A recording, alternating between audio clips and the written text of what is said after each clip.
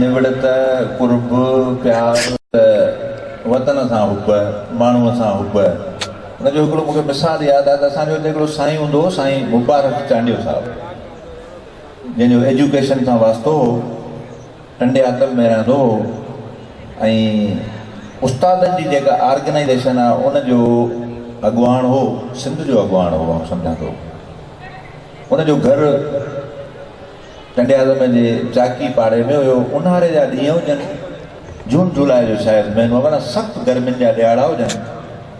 त हिकिड़े ॾींहुं ओचितो 2-3 बजे धारे शाम जा 4-4:30 खनि थिया हुआ, मुंहिंजे दर ते ठक ठक थी ॿाहिरि निकितुसि त साईं मुबारक चांडियो, मुंहिंजो मोहतरम दोस्त उहो बि मौजूदु कोन्हे, अब्दुल रज़ाक मशहूरी ऐं गुलाम मुस्तफ़ा कलोई वकील साहब उहो बि मौजूदु कोन्हे।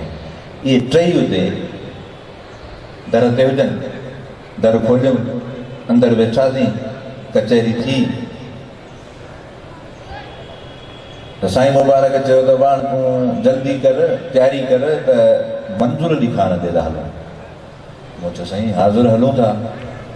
झटि झटि में शाम जो जेको टाणो हूंदो आहे न, शाम जो जेको वक़्तु हूंदो आहे उहो वरी चांहि पीअण जो बि वक़्तु हूंदो आहे। त हिन विच में आउं पंहिंजे अमड़ ॾे वियुसि त हुन पुछियो बाबा कहिड़ा घणा महिमान आहिनि? हेतिरा। पोइ असां सभिनी गॾिजी चांहि पीती। पोइ मुंहिंजे घर तख़्ते ते चयो, ताकीअ ते चयो, जेके कुझु किताब रखियल हुआ उन्हनि मां हिकिड़ो अधु किताबु साईं मुबारक पाण सां गॾु खयों। पोइ असां रिड़ंदा आयासीं उस्ताद मंज़ूर अली खान जे आशियाने ते, जिथे हींअर नादिर वेठो आहे। हिते आयासीं त कुदरती ओॾी महिल उते मंज़ूर अली खान त घर ॾे हो, उस्ताद वज़ीर अली खान उते मौजूदु हो। ॾिठईं, मिलियो, विहारी त चयो वज़ीर अली खान त हिन टाइम आयो लॻे थो त उस्ताद सां मिलणु। हू वियो, उस्ताद खे वञी ॿुधाईं त महिमाननि ॿाहिरि ॻारासीं त नंढा आहियूं। ऐं उन वापसी जीअं उहो आयो त वरी उहो बि चांहि ऐं बिस्किट गॾु खणी आयो। त असांजो उस्ताद वज़ीर अली खान इहो असां कमु लाहे आया आहियूं। अॻे बाबा हाणे इहे चांहि नंढड़ी प्याली आहे, हिकिड़ो बिस्कुट आहे खाइबो। पर पुॼी करे में मंज़ूर अली खान आयो, कचहरी थी, हूअं थियो हूअं थियो, हितां हुतां हेॾां होॾां पुछंदे त साईं मुबारक चांडियो हुनखे चयो त उस्ताद तव्हां खां हिकिड़ी इजाज़त वठणु आयो आहियां, इजाज़त वठणु आयो आहियां। त मंज़ूर अली खान चयो साईं हुकुम कयो, कहिड़ी इजाज़त, छा पिया कयो, छा था करणु चाहियो? त चईं त उस्ताद आऊं पंहिंजे पेट गुज़र लाइ, पंहिंजे गुज़र लाइ ऐं टंडे आदम मां लॾियो कराची थो वञा। तो फ़ैसिलो करे छॾियो अथमि। तो सोचियुमि त कुझु दोस्त आहिनि जिन सां ज़रूरु मिलिजे ऐं अव्हां खां बि मोकल ज़रूरु वठिजे। तो अव्हां खां मोकल वठणु आयो। पोइ उते कचहरी थी ऐं कचहरी थींदे उस्ताद मंज़ूर अली खान साईं मुबारक चांडे खे चयो, अॼु उहे सभु दोस्त मौजूदु कोन्हनि पर यादूं जेके आहिनि न उहे महफ़ूज़ रहंदियूं आहिनि। त मंज़ूर अली खान चयो त बाबा आउं त तोखे इहा गुज़ारिश कंदुसि त तूं कराची हेॾो वॾो कुन आहे, हेॾो वॾो शहर आहे, होॾे तूं न वञी त बहितर आहे तूं हिते ई रहो, हिते ई गॾु आहियूं, ॿिया मिलंदासीं, कचहरी कंदासीं। पोइ वरी मथां ई चयईंसि, पाण ई चयईंसि त पर चई ज़ाहिर आहे बाबा हाणे पेट बि पालणो आहे, बचनि जी करणी आहे, भले वञु पर मुबारक उस्ताद, छाकाणि त हू उस्ताद हो त हुनखे चई उस्ताद ॿियो मूं वटि को बि न्यापो कोन्हे, रुॻो इहो आहे त हिकु जूए ॿी जोए, हिकु जूए ॿी जोए, छॾी निकी न जवान, अहिड़ा बि इंसान जेके नंगनि तां निसार थिया। ऐं पोइ कलाक ॾेढ जी असांजी कचहरी थी। पोइ भाकुर पाए उस्ताद खां असां मोकिलायो। त हुन में इहो अंदाज़ बि हो, इहो अंदाज़ बि हो मंज़ूर अली खान में। वरी जीअं त हीअ जेको हीअ जेका वेहक आहे, निशस्त आहे, उहा गॾियल आहे अब्दुल्ला खान जी बि, ते बि पाण थोरो ॻाल्हाईंदासीं। सुवाल त आउं कोन कंदुसि, सुवाल आउं कोन कंदुसि, तव्हांखे जेकॾहिं का ॻाल्हि करणी आहे त भले करे वञो, पर आउं ॻाल्हि खे उहा ईअं ई गांडाबो थो ॾियां त हीअ मंज़ूर अली खान ऐं अब्दुल्ला खान वया जी ॻाल्हि आहे। त तव्हां वटि जेकॾहिं का वरी उहा जेका ॻाल्हि आहे करणु चाहियो था असांखे ॿुधायो। ऐं हिकिड़ी अव्हांखे ॿी बि ॻाल्हि ॿुधाईंदो हलां मंज़ूर अली खान जे हवाले सां उहा वरी इहा त गंबट जा दोस्त गंबट ज़िलो ख़ैरपुर उते जा हिकिड़ा दोस्त हिते आया त बाबा असां जशन ऐं लकड़ी था मल्हायूं गंबट में सो उन लाइ हिते पहुता आहियूं ऐं बाबा उस्ताद मंज़ूर अली ख़ान असांखे खपे बाबा अखियुनि ते आयो भली हलूं था उस्ताद ॾे ऐं वरी उहो ॾींहुं आहे जंहिं ॾींहं ते सिंध ग्रेजुएट एसोसिएशन पारां टंडे आदम में भिटाई जो ॾींहुं मल्हायो पियो वञे भिटाईअ जो ॾिहाड़ो मल्हायो पियो वञे ऐं मूंखां भुल न थिए त शायदि उहा तक़रीब बल्दिया वारो जेको हुयो हा इहो हिसो आगुर आहे सिटीज़न क्लब तंहिं वक़्त में हुनजो हूंदो हुन आगुर में उहा तक़रीब थी हुई पोइ असां ॻोल्हा कंदे ख़बर पई त उस्ताद मंज़ूर अली ख़ान हिन महिल हिते कोन्हे को उन प्रोग्राम लाइ निकिरी महिमान जेके आहिनि सभई उन प्रोग्राम जा अक्सर महिमान जेके आहिनि से अब्दुल्ला ख़ान वरिया जे बंगले ते मौजूदु आहिनि सभई महिमान उहे उते आहिनि पोइ उते असां वियासीं अब्दुल्ला ख़ान बि मिलियो उस्ताद बि मिलियो उस्ताद खे दावत ॾिनी थी उस्ताद उहा दावत क़बूल कई हितां कंहिं वक़्त में तेज़रो रेल गाॾी हलंदी हुई गंबट जेको आहे स्टेशन ते असां वञी पुॻासीं हीअ ॾींहं जो बि 2:30 बजे धारे ते पहुता उर्स गॾुस लियाकत गॾुस ऐं पोइ हुन उते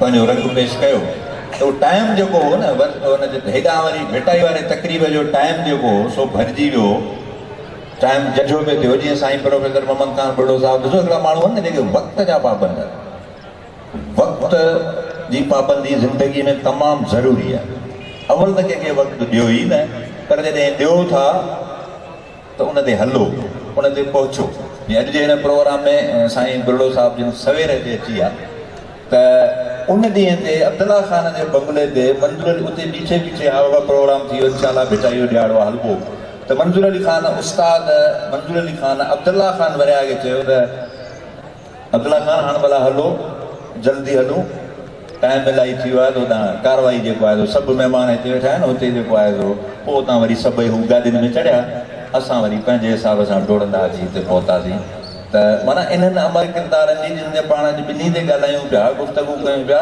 उन्हनि जी बि पाण में हिकिड़ी निस्बत मोहबत हुई न जेको आहे जी साईं तव्हांखे किताब यादगिरी हीअ आहे राग जे हवाले सां नादर वेठो आहे जी जी जी जी जी त इहो यादि रखी छॾियो हीअ जेके ख़ानदान आया या गुलज़ार हो सांगड़ वारो हिंदुस्तानी क्लासिकी अंदाज़ा वारा सिंध खे पंहिंजो क्लासिकी अंदाज़ा सिंध खे पंहिंजो क्लासिकी अंदाज़ा त उस्ताद ते इन जी बुनियाद ते हिकिड़े दफ़े बहस जो रागदारी जे हिसाब पर मक़सदु आहे त सिंध में ही जेको राग आहे लतीफ़ी सुर चयो आहे 32 हीअ ॿियो सॼो सिंधी सुर जी पोइ ईअं शुकारो भरे थधो साह खणी मूंखे चयईं त सिंध वरी अलाह ॾिनो नूनारी पैदा कान कंदी सिंध वरी अलाह ॾिनो नूनारी पैदा कान कंदी ॻायो हा बिल्कुलु सम्झी सिंध वरी त सिंध वरी अलाह ने नूनारी जहिड़ो क्लास ॾी कयो कान पैदा कंदी जी मूं त अजब तो तव्हां छा पिया चओ असां त छोकिरा से ॻाल्हि कनि छा लहणो पुछाई चई बाबा ही नेके ठेठ सिंधी हो न वाह ऐं इन हद ते अची वियो आहे जो असांजा कॉम्पिटिशन में गॾु मथे थो न किरे हुन वटि चिड़ न हुजे हा जी जज़्बात न हुजे हा त सिंध जो हीरो हो मुंहिंजो कीअं रागदारी भले बीबा खान सीधा खान केर बि ॻाल्हि कंदा रागणी खां थिड़ी कोई तोला ठका बूथ में कराए थिड़ लही त हीअ ग़लति कयो अथई जी त मूंखे रुॻो ही बावर करण में ॻाल्हि इहा हुई त सिंधी मौसीक़ी हिननि महिरबानी ख़ानदान जेके आहिनि हिननि जी बि महिरबानी पर असीं रागदारीअ जे हिसाब सां बुनियादी सिंध बुनियाद आहे वाह महिरबानी दादा हाणे वरी थोरो अब्दुल्ला ख़ान वरिया साहिब जो ज़िक्र छाकाणि त हींअर दोस्त आयो ऐं कन में मूंखे चयो त हीअ जेका गुफ़्तगू हुई तव्हांखे छाकाणि त हिकिड़ो टाइम आहे मिलियल उन टाइम प्रोफेसर मोहम्मद ख़ान बुढ़ो साहिबु नादिर शेख साहिबु ऐं दोदो कंवर साहिबु गॾियल तौरु ॻाल्हि इहा आहे त साईं पंहिंजी जेका गुफ़्तगू थिए थी हिन अदबी मेले में हीउ जेको सेशन आहे उहो आहे मंज़ूर अली ख़ान ऐं अब्दुल्ला ख़ान वरिया जे हवाले सां। सो सभ खां पहिरीं त आउं गुज़ारिश कंदुसि नादिर शेख साहब खे त जेतिरी बि उन्हनि खे का यादगिरी आहे त हू उस्ताद मंज़ूर अली ख़ान जे बारे में जेको संदन चाचो उन जे बारे में पाण छा था चवनि, कहिड़ी यादगिरी अॼु जे हिन तक़रीब में हू असांखे ॿुधाइणु चाहिनि था, असां सां शेयर करणु चाहिनि था। जी साईं नादिर शेख साहब। महिरबानी साईं। ये ॻाल्हि उस्ताद मां तव्हां ॿुधो आहियां उस्ताद जे बारे में चवंदा आहियूं जो भाइटो असली हक़ीक़ी भाइटो थी आहे मुख़्तार ख़ान आहे ऐं असांजो जेको खिलाफ़ इहे हू असांजो माना माइट आहे। उस्ताद जी इहा ॻाल्हि आहे असांखे तमामु घणी शक्ति ॾींदो ऐं असांखे पंहिंजी बि यादि करणु पवंदो, हर शइ असांखे ॾींदो ॻाइण जे एतबार सां त हू वॾो नालो हिंदुस्तान में वॾो नालो ऐं हिन सिंध जी तारीख़ में जदीद टेक्नोलॉजी सां क्लासिकल खे मोल्ड करे सिंधी कलाम में शाह साहब जे कलाम में उनखे तरतीब ॾींदा ऐं जहिड़ा उहो बैत चवंदो तहिड़ो ई उहो राग उनजो खणंदो, जहिड़ो सुर खणंदो उन सुर जा बैत ॾींदा। अक्सर करे मारवी जा घणा बैत हूंदा ऐं पोयारी जा राणे जा तमामु घणा बैत हूंदा ऐं ॿी इहा ॻाल्हि आहे त उस्ताद मंज़ूर अली ख़ान या जेके बि शागिर्द आहिनि ॻाइण जे एतबार सां अॼु उहो शागिर्द न आहिनि, सभु उस्ताद थी विया जेका बि नाला आहिनि, जेको मोहम्मद यूसुफ आहे, वहीद अली ख़ान आहे, गुलज़ार अली ख़ान आहे, दीन मोहम्मद आहे, घणा गुज़ारे विया अनुसन मिस्रो था विया, इहे सभु उस्ताद थी विया आहिनि पंहिंजी जाइ ते। आवदा गोविंद आहे असांजे उस्ताद जी दुआ थियल आहे, हू शागिर्द न आहे उस्ताद जो त असां नियाणियुनि खे शागिर्द कोन कंदा आहियूं छो त नियाणियूं जेके आहिनि असांजूं नियाणियूं आहिनि, इन करे असांजी नियाणी को स्टेज ते ॻाए त ईसाई न आहे, इन लाइ उन तव्हांखे असां दुआ ॾियूं था त तव्हां ॻाइनि। उस्तादी न ॾिनी पर दुआ ज़रूरु। जी जी साईं नादिर साहब। इहे कुझु ॻाल्हियूं आहिनि। उनखां अलावा उस्ताद जी राग ते ॾाढी महारत हुई, उहे हितां खां वठी हिंदुस्तान ताईं हुन प्रोग्राम पंहिंजो पेश कयो ऐं उन में फ़तेहाब थी आहे, जंहिं मां सभ खां वॾो अवार्ड हुसन कारकर्दगी हुनखे 1978 ऐं 79 में ॾिनो। वॾी महिरबानी नादिर साईं, पाण अञा कचहरी कयूं था। उस्ताद मंज़ूर अली ख़ान जे हवाले सां हिकिड़ो किताबु बि मञता तौरु छपियो आहे ऐं इहा कोशिशि आहे मोहतरम साईं कोसर बुरड़े साहब जी। कोसर बुरड़ो जंहिंजो रेडियो जी दुनिया सां वास्तो आहे, कुझु मुख़्तसर प्रोफाइल ज़रूरी थो सम्झां त उस्ताद मंज़ूर अली ख़ान जे बारे में अवां ताईं पहुचायां। जेतिरी बि मुख़्तसर वक़्त में कोशिशि कई अथऊं, साईं मोहम्मद ख़ान बुरड़ो साहब, दोदो साहब, नादिर साहब ऐं किरदार में वेठल सभु सॼणो, पोइ हुन में किथे का साल का उमिरि का हेठि का मथे, बहरहाल जेको लिखत में जेका शइ असां वटि मौजूदु आहे उस्ताद जे हवाले सां, हुन में हेठि मथां ई थी सघे थी, का शइ वधीक ऐं का शइ घटि थी सघे थी, पर जेका मूं वटि मालूम आहे उस्ताद मालूमात आहे उस्ताद मंज़ूर अली ख़ान जे हवाले सां, उहा इहा आहे त उस्ताद मंज़ूर अली ख़ान जो असुलु नालो मोहम्मद ख़ान हो। संदसि तालुक़ गवालियार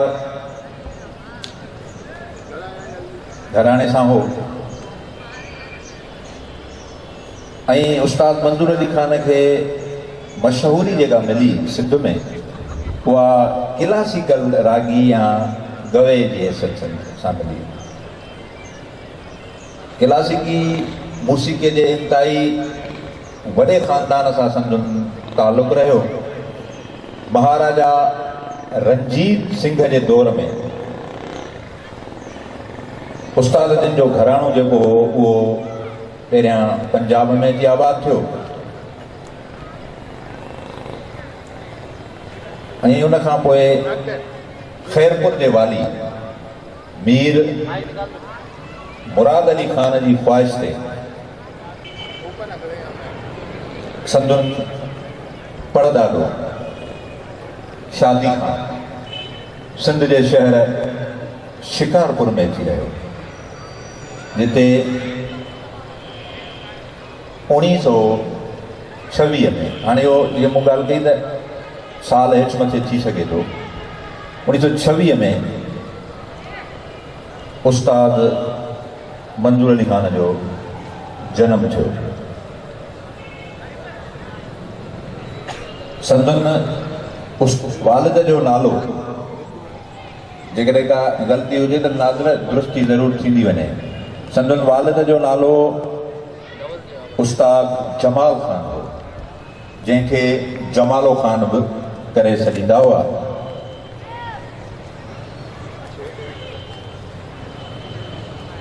हिन पंहिंजे मौसीक़ीअ जी जेका सिख्या आहे सा शुरूआती तौरु हुन खां वरिती, ऐं पंहिंजे हू वरी जेके उन दौर जा जेके मशहूरु गवैया हुआ, ख़ासि तौर ते उस्ताद बेबे ख़ान, उन जे बेबे ख़ान, बीबो ख़ान, बीबो या बेबी, हाणे इहो वरी जेको सिंधी ॿोली आहे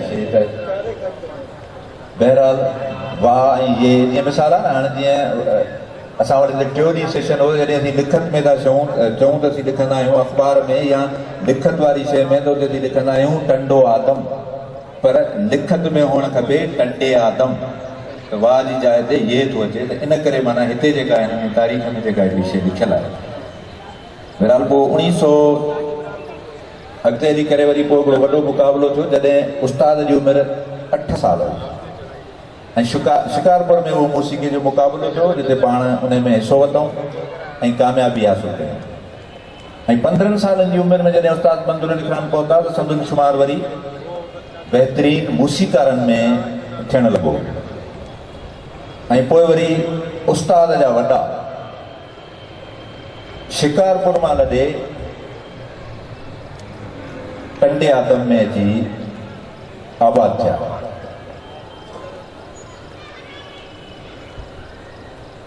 ऐं पोइ हू लाॻीतो हिते ई रहिया, ऐं हिन सिंधी मौसीक़ी ख़ासि तौर ते क्लासिकी मौसीक़ी में जेका महिनत कई, जेको हिन रंग पेश कयो, सो अॼु बि अमर आहे। ऐं उन ई किरदार जे करे अॼु असां हुनखे पाण हिते भेटा ॾियण लाइ बि कढियूं। ऐं मखदूम तालबुल मौला जिन उस्ताद मंज़ूर अली ख़ान खे बहितरीन रागीअ जे करे बहार ऐं मौसीक़ीअ जो लक़ब ॾिनो। ऐं आउं सम्झां थो त इहो साल जेको आहे 1960 जो साल आहे। बहरहाल पोइ उस्ताद मंज़ूर अली ख़ान वरी पंहिंजे हिन राग जे दौरान शागिर्द बि पैदा कया। हिकिड़ी वॾी लिस्ट, उस्ताद बुखारी वारी ॻाल्हि त लिस्ट ॾाढी ॾिघी, ऐं पोइ नादर वारी ॻाल्हि आहे त उहे हुन जा शागिर्द वरी पोइ भला उस्ताद बि थिया, जिन में उस्ताद गुलज़ार अली ख़ान डायो, जेको असुल खान वाहण जे भर में हिकिड़ो ॻोठु आहे, उते जा रहंदड़ हुआ। उनखां पोइ उस्ताद वज़ीर अली ख़ान आहे, मोहम्मद यूसुफ आहे, कमर सूमरो आहे, वहीद अली आहे, अनवर हुसैन विस्तड़ो आहे, दीन मोहम्मद दमसाद आहे, ऐं ॿियो असांजो हिकिड़ो दोस्त हो बिरशा जो हिकिड़ो हूंदो हो न उस्ताद जो शागिर्द, मोहम्मद उर्स साहब। ऐं पोइ मुख़्तियार आहे, वरी या मुख़्तियार जो ॿियो भाउ आहे लियाकत हूंदो, वरी हिकिड़ी लिस्ट। ऐं पर इन में वरी उहे ॼाणा जीअं वहीद अली थियो, उस्ताद गुलज़ार अली थियो, उस्ताद मोहम्मद यूसुफ थियो, उस्ताद कमर सुमरो थियो, अनवर विस्तड़ो थियो। इहे वरी अहिड़ा ॻाइणा थिया जिन वरी पंहिंजा शागिर्द पैदा कया, ऐं जेके इन्हनि सभिनी फ़नकारनि खे उस्ताद मंज़ूर अली ख़ान सां गॾोगॾु अॼु बि पंहिंजे पंहिंजे अंदाज़ सां ॿुधो वञे थो। ऐं सिंध जो ई सदा मलूक रागी अमर फ़नकार 9 सेप्टेम्बर 1900 80 ते लाड़ाणो करे वियो।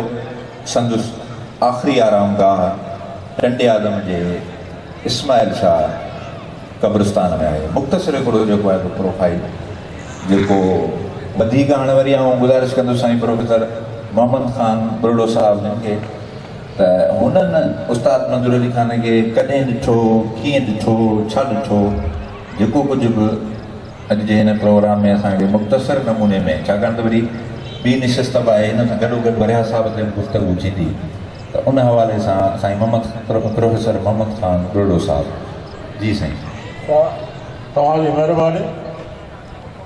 मूंखे राग सां निहायत गहरी वाबस्तगी आहे ऐं काफ़ी सुर ॼाणा थो ऐं ॻाए बि वञा थो ऐं मुंहिंजो पंहिंजो ख़ुदि शाइरी जो रिसालो आहे जेको उहो सॼो सुरनि ते आहे। उस्ताद मंज़ूर अली ख़ान ते उहो ई ॼाणाए सघे थो जेको राग जी दुनिया जो माहिर तरीन इंसानु। ऐं तूं नथा ॻाल्हाए सघो हिन माण्हूअ ते, ॻाल्हाइण खां सुठो चढ़ंदा। जी जी। ॻाल्हि इहा आहे त बाक़ी रहियूं या त वापसि आहे। जी जी। अॼु मौक़े जे निस्बत सां मूं डायरियुनि में ज़रूरु लिखी छॾियो। जी जी। अॼु हिकिड़ो भलोड़ मौक़ो निकिरी आयो आहे उस्ताद जे कमाल फन जी ॻाल्हि आहे जेका पाण कई अथनि। ख़ुदा मूंखे न बख़्शे जो आउं कूड़ कंदो त छो त हीअ लफ़्ज़ संत वात मां निकिरंदो आहे। जी जी। जो आउं अॼु इज़हार थो करियां शायदि कंहिंखे ख़बर हुजे। उहो ई आहे त संत ग्रेजुएट एसोसिएशन जो कन्वेंशन थियो ब्रिटिशाह वॾो कन्वेंशन थियो। उन में सकाफ़ती रंग बि संभालियो। उस्ताद मंज़ूर अली पाण ई आयो हुते। जी साईं।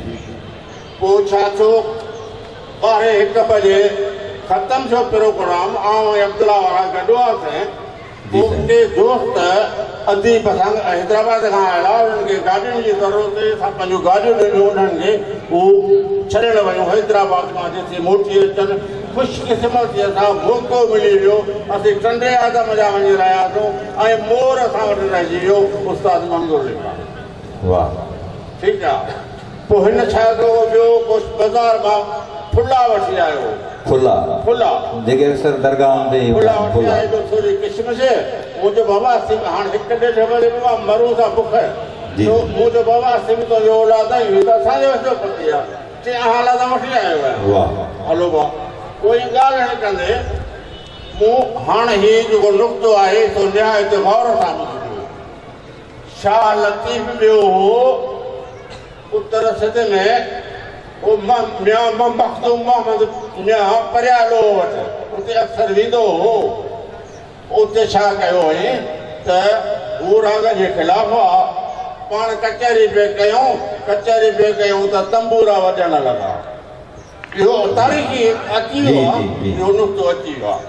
त मूं इहो सुवालु कयोमांसि उस्ताद मंज़ूर अली ख़ान खां त इहा करामत हुई या फन जो कमाल हो, या रूहानी कमाल हो या फन जो कमाल हो। चिठो सादर करे हाणे संद दाख़िल आहिनि। चए थो त डॉक्टर नबी बख़्श ख़ान जीअरो वेठो अथव। ॿिया बि 2 टेनेला खनि पर वॾो ज़िंद सुबुह डॉक्टर नबी बख़्श वेठो अथव। लाड़ में हिकिड़ी रागदारी महफ़िल थी। उते सभिनी दोस्त इसरार कयो डॉक्टर नबी बख़्श त हीअ जो परियाल वारो वाक़ियो थियो हो ऐं पाण ई वॼण साज़ शुरू थिया रूहानी करामत हुई या फन जो कमाल हो। अॼु इहो तोखां पुछण था चाहियूं। जी साईं। ठीकु आहे। हुन चयो मूं तजुर्बो कोन कयो आहे पर मूंखे लॻे थो राग जो कमाल आहे। छाजो राग जो कमाल आहे। पोइ हिकिड़ो राग ॿुधाई उन ते साज़ सभु फिट करे सफ़ा सोराना फिट करे परे रखियऊं। सभु 40-50 फुट परे रखी हितां ई झुंगारे थो। जीअं झुंगारे ते सभु साज़ वॼण शुरू थी विया। वाह वाह। तव्हां सम्झांदो अहिड़ो मिसाल वरी कोन मिलंदो त माना शाह लतीफ़ बि असीं रूहानी कमाल घटि पर हुनजो फन ते कमाल उन वक़्तु उरूज ते हो। त माना हुतां साज़ उते साज़ छॾे छॾियूं राग में हितां उहो राग कयूं पर शर्त इहा त उन साज़ जेके रखियऊं साज़ सुर रखियऊं उन जो बि त कमाल हुअणु खपे। ॿियो कमाल इहो हुअणु खपे उन राग ते उपूरे ते केतिरी हासिल हुजे जी त न सिर्फ़ु जीअं चयो वियो त मींहुं साईंदो त उपूरे ते हुई न बाबा जी। त हे पोइ चई हिकिड़ी ॻाल्हि आहे इहा थी माना हुनजे राग जो कमाल कमाल फन जो शाह लतीफ़ खां पोइ जी पहिरियों शाह लतीफ़ जो कमाल हो ॿियो राग हुन अबिली तरह करे ॾेखारियो असांखे त राग ई थींदो आहे जी हलो ॿियो मिसाल हाणे ॿुधायां त सराड़ीअ जो हिकिड़ो मीर होसबस जो मुंहिंजो शागिर्द कॉलेज में न हज़रत दादलो हो त मूंखे चई त कंहिं बि हालत में उस्ताद मंज़ूर जे लखनपुर पासे में जो भत शादी कई उते उन फलाणे तारीख़ ते उस्ताद मंज़ूर लिखण जो हुजणु तमामु ज़रूरी आहे हलो भाउ आउं आयुसि हू त वियो हलियो असीं उस्ताद जा दादला हूंदा हुआसीं छा हुआ दादला हूंदा हुआसीं असीं कैंचलियो कंदा हुआसीं उहो पदराना शफ़क़त ॾींदो हो असांखे पदराना शफ़क़त रागा ई ॾे हर ख़ैर बाबा आउं उर्स निकिरी आयो त मूंखे चई त मुंहिंजो बाबा हीअ ॻाल्हि आहे तमामु ज़रूरी आहे जीअं वञा थो अम्मा वटि अम्मा चवंदो मंज़ूरी खान जे घर वारी खे अम्मा चवंदो हो वञा थो अम्मा वटि डायरियुनि सां डायरी ते इतफ़ाक़ सां लिखियो पियो हुजे मीर हुजे बचंदो सामारे में उहा महफ़िल उन ॾींहुं उते रखियलु हुजे साॻी उहा महफ़िल वरी हिते हुजे न सर ख़ैर आउं हिन जा आउं सम्झां थो वरिता उस्ताद पोइ न मूंखां पुछ न वरिता 500 बि उन वक़्तु वॾा हुआ मूं हुनखे 500 ॾिना त मूंखे चई त साईं तव्हांजो जो तव्हांखे पाईंदो आउं कीअं थो वठां बाक़ी रही ॻाल्हि हिन तारीख़ ते आहे अर्ज़ु कंदोसांसि ऐं कोशिशि करे तूं लिखी छॾंदासीं ईंदासीं ज़रूरु हलो भाउ नसरपुर खां रोड ते निकितो पुछंदो कलाक भटकण में लॻी वियुसि कलाक भटकण में लॻी वियुसि माना उते रागदारी ख़तमु कई अथसि 12 बजे राति 1 बजे हिते थो पहुचे अधु कलाक हुते भटकण में लॻी वियुसि केॾी महिल अचे थो माना उस्ताद मंज़ूर ख़ुदा में इतबार करियो पेर उघाड़ा ॿुधो अदब जो अदब जी हद पेर उघाड़ा ऐं टुआल गीचीअ में के मूं इंतज़ारु करायो आहे सभिनी खे मूं पेर उघाड़ा करे टुआल गीचनि में विझी ऐं आजिज़ाना माफ़ी थो घुरां मूंखे माफ़ करियो त राग कंसि न त न कंसि इहे संदसि अदब ऐं लिहाज़ अख़लाक़ उहो असां माफ़ कयोसीं पोइ चई था ॻाल्हि ॿुधो मूंखे काफ़ी मिलियो आहे महीने जो सामान मूंखे मिली वियो आहे हुतां मीरनि ॾिनो आहे मूंखे पैसनि जी ज़रूरत कान्हे दिलि सां ॿुधो अथऊं दिलि सां कयो वाह वाह वरी महिरबानी साईं तव्हांजी महिरबानी पोइ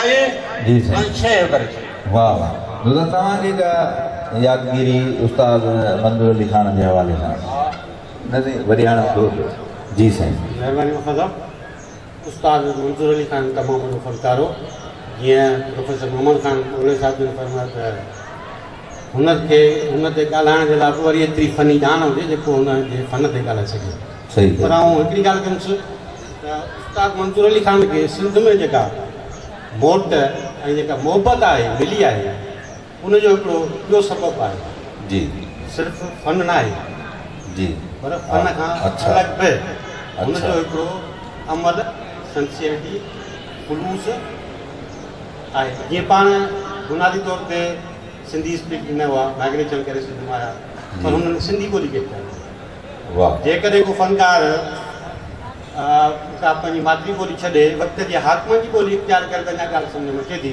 त हुनखे किरायतूं खपनि या हुन हुकूमत खां या रियासत खां पर उस्ताद मंज़ूर अली खान उनजे बरक्स सिंधी ॿोली खे इख़्तियार कई इहा हुनजी वॾी ख़ूबी हुई ऐं उन खां पोइ सिंधी ॿोली इख़्तियार करण खां पोइ वरी हुन सिंधी ॿोली जी शाइरी जी सिलेक्शन में जेका आहे उनखे सिर्फ़ु प्रोफेशनलिज़म सां न रखियो पर रूहानी रमज़ वारे हिसाब सां सिंधी जेका असांजी आरफ़ान कलाम जेके चइजे थो तमामु वॾो सिंधी जो मैसेज आहे सूफ़ी शुरा जो शाह अब्दुल लतीफ़ भटाई हमल फ़कीर सचल इनकी मयारी शाइरी खे हुन सिलेक्ट कयो करे ॻाइण में इहा जेका उनजी ख़ूबी आहे जेका सभिनी फ़नकारनि खां उनखे मथां करे थी उहा इन इहा ख़ूबी आहे हुन घटि में सिलेक्शन जेका सिंधी शाइरी जी कई उहा इंतिहाई आला मयार जी जंहिंमें को तौहीद मैसेज आहे रिसालत जो आहे अख़लाक़ियात आहे समाजी अख़लाक़ियात आहे मोहबत आहे रवादारी जेको असांजो सिंध जो हिकु ख़ासि मैसेज आहे सिंधी शाइरी में हिकु उनखे अडॉप्ट कयो जो सिंधी लैंग्वेज खे अडॉप्ट कयो जेका उनजी पंहिंजी मातृ ॿोली न हुई इन जे करे असां उनखे वधीक सिंध जी जेका इल्मी अदबी पढ़ाई लिखियो सिंध जो क्लास आहे उहो जेको उनखे मोहबत ॾिए थो उनजो इहो सबब इहो हा वरी महिरबानी नाज़र साईं पर तव्हां पंहिंजी ज़िंदगीअ में लाइफ में इहो भला माना तव्हांखे ख़्यालु कॾहिं महिल आयो या मंज़ूर अली ख़ान तव्हांखे ईअं चयो त बाबा हाणे दड़को ॾेई या कुर्ब मां या छा नाज़र तूं बि थोरो कुझु झुकार केॾी महिल अहिड़ो को मरलो आयो वॾो माना दड़को ॾींदो ई न हो उनजी माना तबीदी दड़को तो ॾियणु सिधो ई न हो जी साईं अदब जी हिकिड़ी ॻाल्हि कई त अदब जी तव्हांखे हिकिड़ी आउं ॻाल्हि ॿुधाए छॾियां जी उस्ताद जी जेकी वालदा हुई उन खे जेसि ताईं पेरे न पाईंदो तेसि उहो फंक्शन ते न वेंदो अमर जी दुआ जी अमर जी मां हिकिड़ी तव्हांखे ॿुधाए छॾियां कि बसनि ते ट्रकनि ते अमर जी दुआ लिखी वेंदी उन्हनि खे अमर जी दुआ हूंदी न आहे तॾहिं त बस वेठो चालू हले असल में अमर जी दुआ हुनखे सटाइणो बि कोन्हे पंहिंजी मर्ज़ी सां पाण अचे त पोइ हुनखे इजाज़त वठी फंक्शन में वञिणो आहे भले 2 मिंट ई हुनखां इजाज़त वठणी कुझु बि न सही ॻाल्हि इहा अदब जी साईं ॻाल्हि हिकिड़ी कई ऐं ॿी हिकिड़ी साईं ॻाल्हि कई त सिंधी मौसीक़ी जे हिसाब सां तव्हांखे ॻाल्हायां त जेकी पंहिंजी सिंधी ॿोली जेकी आहे उहा कुझु पुठिते कयल छो त इक्वल न हुई जीअं उर्दू कलाम मशहूरु हूंदा पंजाबी कलाम मशहूरु हूंदा इंग्लिश कलाम जेके हूंदा हुनजा रिदम वारा उहे हलंदा उन टाइम ते उन टाइम ते पछतो ऐं सिंधी केसरियुनि खे तरजीह न ॾिनी छो इनजी केसरियूं थोरी मार्केट खां लेवल खां थोरी इनजी प्रेस चढ़ियल हुई उस्ताद अहिड़ी सिंधी कलाम ॻाए शाह साहिब जा कलाम ॻाए हुनखे अहिड़ो मोल्ड ऐं अहिड़ो आसान करे छॾियो जीअं अॼु पाण हुनखे सिंधी उर्दू पंजाबी कहिड़ी बि केसरियूं बराबरि था पाण